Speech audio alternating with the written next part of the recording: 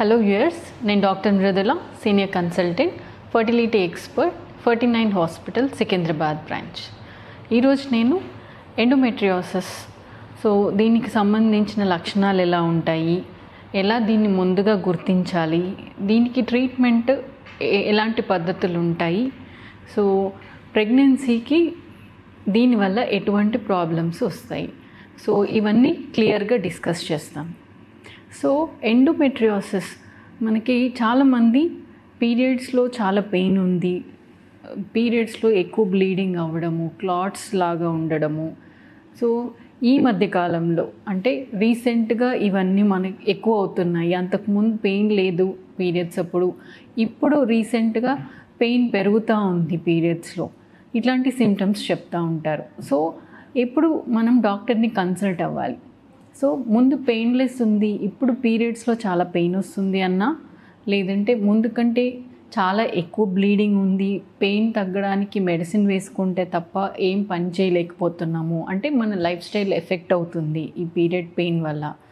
తర్వాత కొంతమందికి ముందు గురించి కూడా పీరియడ్లో పెయిన్ ఉంటుంది, అది చాలా సివియర్గా పెరగడం, ఎవ్రీ మంత్ ఇంక్రీజ్ అవుతూ ఉండడం పెయిన్. తర్వాత కొంతమందికి ఈవెన్ బావెల్ అండ్ బ్లాడర్ అంటే మోషన్కి వెళ్ళినప్పుడు కానీ యూరిన్ పాస్ చేసినప్పుడు కూడా పీరియడ్స్ ఉన్నప్పుడు చాలా పెయిన్ ఉండడం, అది పెరుగుతూ ఉండడం, ఇవన్నీ సిమ్టమ్స్ అన్నట్టు ఎండోమెట్రియోసిస్కి. ఇలాంటి సిమ్టమ్స్ ఉన్నప్పుడు కంపల్సరీ డాక్టర్ని కన్సల్ట్ అవ్వాలి, ఒక అల్ట్రాసౌండ్ చేయించుకోవాలి. దేనివల్ల పెయిన్ వస్తుంది అనేది కంపల్సరీ డయాగ్నోస్ చేసుకోవాల్సిన అవసరం ఉంది. అసలు ఎండోమెట్రియోసిస్ సమస్య అంటే ఏంటి? ఎండోమెట్రియం అనేది మనకి గర్భసంచి పొర, అందరికీ నార్మల్గా ఉండే గర్భసంచి పొర లైనింగ్ని ఎండోమెట్రియం అంటాం. ఎవ్రీ మంత్ ఈ ఎండోమెట్రియం అనేది సెకండ్ డే ఆఫ్ పీరియడ్స్ నుంచి మళ్ళీ డెవలప్మెంట్ స్టార్ట్ అవుతుంది. ఓవ్యులేషన్, ఎగ్ రిలీజ్ అయిన తర్వాత ఒకవేళ ప్రెగ్నెన్సీ కనుక రాకపోతే మళ్ళీ ఏదైతే డెవలప్ అయి ఉందో ఎండోమెట్రియం, అది పీరియడ్స్ లాగా మనకి బయటకి షెడ్ అవుతుంది. ఇది నార్మల్గా మెన్స్ట్రల్ సైకిల్ యూట్రస్ది. ఇదే ఎండోమెట్రియం లైనింగ్ గర్భసంచి లోపలే కాకుండా బయట కూడా ఉంటే, ట్యూబ్స్ పైన కానివ్వండి, ఓవరీస్ పైన కానివ్వండి, ఈ ఎండోమెట్రియం పొర ఏదైతే ఉంటుందో అది ఎవ్రీ మంత్ హార్మోన్స్కి రెస్పాండ్ అయ్యి బ్లీడ్ అవుతుంది. లోపల పొర బ్లీడ్ అయితే మనకి బయటకు రావడానికి ఓపెనింగ్ ఉంది, ఎగ్జిట్ ఉంది. అది లోపల పొట్ట లోపల గర్భసంచి పైన, ఫెలోపియన్ ట్యూబ్స్ పైన, అండాశయం పైన ఉన్న ఎండోమెట్రియం పొర బ్లీడ్ అయినప్పుడు అది బయటకు రావడానికి ఏం ఎగ్జిట్ లేదు కాబట్టి అది అక్కడే అక్యుములేట్ అవుతూ ఉంటుంది. అంటే అక్కడే క్లాట్ అయ్యి అక్కడే అతుకులు ఏర్పడము, ఆ బయటకి వెళ్ళలేకపోవడం వల్ల చాలా సివియర్ పెయిన్ ఉండడము, అండ్ చుట్టుపక్కల ఆర్గన్స్ అన్నీ కూడా అతుక్కుపోతూ ఉంటాయి ఆ బ్లడ్ ఇన్ఫ్లమేషన్ వల్ల. దీంతో మనకి ఈ చాలా సివియర్ పెయిన్, బావెల్ అంటే ఇంటెస్టైన్స్, పేగుల మీద కూడా మనకి అతుకులు ఏర్పడితే bowel symptoms, bladder, urinary bladder మీద కూడా అతుకులు ఏర్పడితే యూరినరీ సిమ్టమ్స్, ఇవన్నీ కూడా చూస్తాం. ఇట్లా అతుకులు ఏర్పడినప్పుడు దానివల్ల ట్యూబ్స్ కూడా ఎఫెక్ట్ అవ్వచ్చు, ఫెలోపియన్ ట్యూబ్స్ కూడా మూసుకుపోవచ్చు, బ్లాక్ అయిపోవచ్చు. అండాశయంలో ఏర్పడినప్పుడు అవి సిస్ట్ లాగా తయారవుతుంది, ఆ బ్లడ్ అంతా క్లాట్ అయ్యి ఒక సిస్ట్ లాగా తయారవుతుంది. దాన్ని చాక్లెట్ సిస్ట్ అంటాం, ఎందుకంటే ఇందులో అంతా మనకి చాక్లెట్ కలర్డ్ డార్క్ బ్లడ్ ఉండడం వల్ల దాన్ని చాక్లెట్ సిస్ట్ అంటాం. ఈ ఓవరీస్, ట్యూబ్స్ కూడా డ్యామేజ్ అయినప్పుడు దానికి మనము ఇన్ఫర్టిలిటీకి దారితీస్తుంది. అంటే ట్యూబ్స్ మూసుకుపోతే ప్రెగ్నెన్సీ రాకపోవడం, చాక్లెట్ సిస్ట్ వల్ల చుట్టుపక్కల ఉండే ఎగ్స్ కూడా ఎఫెక్ట్ అయ్యి ఎగ్ క్వాలిటీ కూడా తగ్గడము, ఎగ్ నంబర్ తగ్గడము, ఎగ్ టిష్యూ అంతా డ్యామేజ్ అవ్వడం వల్ల ఇవన్నీ ఇన్ఫర్టిలిటీకి దారితీస్తాయి. దీన్ని ఎలా కనుక్కోవాలి, ఎలా డయాగ్నోస్ చేసుకోవాలి? చాలామందికి ఈ అవేర్నెస్ లేకపోవడం వల్ల నార్మల్ అనుకుంటారు, పీరియడ్ పెయిన్ అనేది నార్మల్, ఎవరికైనా ఉంటుంది అనుకుంటారు. బట్ ఎప్పుడైతే ఇది పెరుగుతుందో, వేరే సిమ్టమ్స్ కూడా యాడ్ అవుతున్నాయో, కంపల్సరీ ఒక అల్ట్రాసౌండ్ స్కాన్ సజెస్ట్ చేస్తాం, పెల్విక్ స్కాన్.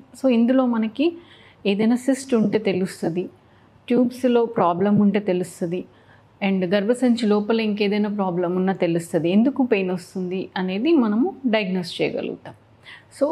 క్లియర్గా మనకి ఎండోమెట్రియోసిస్ డయాగ్నోసిస్ కావాలి అంటే లాప్రోస్కోపీ చేసుకోవాలి. లాప్రోస్కోపీలో నేను చెప్పినట్టు ఇంతకుముందు ఏదైతే గర్భసంచి బయట సైడ్ ఏదైనా ఎండోమెట్రియం ఉంది, అక్కడ బ్లీడ్ అవుతుంటే మనం క్లియర్గా చూడొచ్చు అండర్ కెమెరా. సో అట్లా ఎక్కడైనా బ్లీడింగ్ స్పాట్స్ ఉంటే అవన్నీ మనం తీసేయచ్చు లాప్రోస్కోపీ ద్వారా. అండ్ చాక్లెట్ సిస్ట్ ఉంటే కూడా ఓవరీస్లో అవన్నీ కూడా తీయొచ్చు. ట్యూబ్స్ ఎలా ఉన్నాయి అనేది డయాగ్నోస్ చేసుకోవచ్చు. మూసుకుపోయినాయా, ఓపెన్ ఉన్నాయా, డ్యామేజ్ అయిపోయా అనేది మనం క్లియర్గా డయాగ్నోస్ చేసుకోవచ్చు లాప్రోస్కోపీ ద్వారా.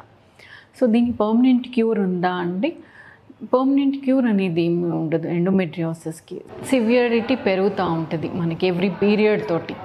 సో దీనికి మనము పెయిన్ కోసం ఒక రకమైన మేనేజ్మెంట్, మెడికల్ మేనేజ్మెంట్ చాలా సివియర్గా ఉంటాయి, గ్రేడ్ 3, గ్రేడ్ 4 ఉండి చాలా అతుకులు ఉన్నాయంటే మాత్రం లాప్రోస్కోపీ ఒక్కటే, సర్జికల్ కరెక్షన్ ఒక్కటే ట్రీట్మెంట్ ఉంటుంది. అండ్ ప్రెగ్నెన్సీ రాని వాళ్ళకి, ఇన్ఫర్టిలిటీ వాళ్ళకి ఎటువంటి ట్రీట్మెంట్స్ ఉంటాయి? So one is tubal issues ఉన్న వాళ్ళకి ఐవీఎఫ్ ద్వారా ప్రెగ్నెన్సీ ఛాన్సెస్ బాగుంటాయి. మైల్డ్ మోడరేట్ ఉంది ఎండోమెట్రియోసిస్ అంటే మాత్రం మనం చిన్న మెడిసిన్స్ ద్వారా, లేదంటే ఓవ్యులేషన్ ఇండక్షన్, ఎగ్ డెవలప్మెంట్కి మెడిసిన్ ఇచ్చి ఆర్ చిన్న ఐయుఐ పద్ధతి ద్వారా ప్రెగ్నెన్సీ ప్లాన్ చేసుకోమని చెప్పొచ్చు. సివియరిటీ ఎక్కువ ఉన్నప్పుడు మాత్రమే ఐవీఎఫ్ ఇలాంటి పద్ధతిలో అడ్వైస్ చేస్తాం. లాప్రోస్కోపీ చేస్తాం. ఎప్పుడైనా చాలా సివియర్గా ఉంటే లాప్రోస్కోపీ చేసి కొంచెం డిసీజ్ అనేది క్లియర్ చేసి తర్వాత ప్రెగ్నెన్సీ ప్లాన్ చేసుకోమండి. సో అసలు ఈ ఎండోమెట్రియోసిస్ ఎందుకు వస్తుంది లేడీస్లో అనేది ఇంకొక క్వశ్చన్. ఎందుకు వచ్చింది ఎండోమెట్రియోసిస్? సో దీనికి చాలా థియరీస్ ఉన్నాయి. ఇక పర్టికులర్గా ఈ రీజన్ వల్లనే ఈ అమ్మాయికి ఎండోమెట్రియోసిస్ వచ్చింది అని చెప్పడానికి లేదు. సో కొన్ని థియరీస్ ప్రకారం రెట్రోగ్రేడ్ మెన్స్ట్రుయేషన్ అంటాం. అంటే ఏదైతే బ్లీడింగ్ ఎవ్రీ మంత్ మనకి మెన్స్ట్రుయేషన్ అవుతుందో అది ఒక్కొక్కసారి బయటికి రాకుండా కొంచెం అమౌంట్ ఆఫ్ బ్లడ్ వెనక్కి వెళ్ళి, అంటే వెనకాల ట్యూబ్స్ నుంచి వెనక్కి వెళ్ళి ఓవరీస్ పైన అట్లా డిపాజిట్ అవ్వచ్చు ట్యూబ్స్ ద్వారా. సో ఇది ఒక థియరీ, రెట్రోగ్రేడ్ మెన్స్ట్రుయేషన్ అంటాం. ఇంకొకటి జెనెటిక్ ఫ్యాక్టర్స్, అంటే ఫ్యామిలీలో కొన్ని జీన్స్ వల్ల, ఫ్యామిలీలో ఒకవేళ మదర్కి కనుక ఎండోమెట్రియోసిస్ ఉంటే డాటర్కి వచ్చే ఛాన్సెస్ కూడా ఎక్కువ ఉంటాయి కొన్ని జీన్స్ వల్ల. అండ్ సిబ్లింగ్స్లో, అంటే ఒక గర్ల్కి ఎండోమెట్రియోసిస్ డయాగ్నోస్ అవుతే వాళ్ళ సిస్టర్లో కూడా ఎండోమెట్రియోసిస్ వచ్చే ఛాన్సెస్ ఎక్కువ ఉంటుంది. సో జెనెటిక్ కూడా కొంతమందికి ఫ్యామిలీలో రన్ అవుతుంది జెనెటిక్ ఫ్యాక్టర్ వల్ల. ఇమ్యూనిటీ, సో కొంతమందికి ఇమ్యూనిటీ చాలా తక్కువ ఉంటుంది. నేను ఇప్పుడు రెట్రోగ్రేడ్ మెన్స్ట్రుయేషన్ అన్నాను, అంటే బయటకు వెళ్ళిపోవడము, పైకి వెళ్ళిపోయి మనకి మెన్స్ట్రువల్ బ్లడ్ ట్యూబ్స్ పైన ఏర్పడుతుంది అన్నాను. సో ఇట్లా చాలామందికి అవ్వచ్చు. బట్ ఎవరికైతే బాగుంది ఇమ్యూనిటీ, మన ఇమ్యూనిటీ ఆ బ్లడ్ సెల్స్ అన్ని క్లియర్ చేసేస్తుంది. ఎవరికైతే ఇమ్యూనిటీ తక్కువ ఉంటుందో ఆ బ్లడ్ సెల్స్ క్లియర్ అవ్వక అది పెరుగుతూ ఉంటుంది, ఇన్ఫ్లమేషన్ బాడీ లోపల. సో ఇమ్యూనిటీ కూడా ఒక రీజన్. సో ఇవన్నీ కాకుండా మనకి లైఫ్ స్టైల్, స్ట్రెస్, ఇవన్నిటి వల్ల కూడా ఈ మధ్య కాలంలో మనం ఎక్కువగా చూస్తున్నాం ఎండోమెట్రియోసిస్ అనేది. ఆల్మోస్ట్ చాలా ఫ్రీక్వెంట్గా చూస్తున్నాం. సో ఏది ఏమైనా ఎర్లీ సిమ్టమ్స్ చూసుకొని ఎర్లీగా డయాగ్నోస్ చేసుకొని ట్రీట్మెంట్ చేయడం ద్వారా ఇంకా ఎక్కువ ప్రోగ్రెస్ అవ్వకుండా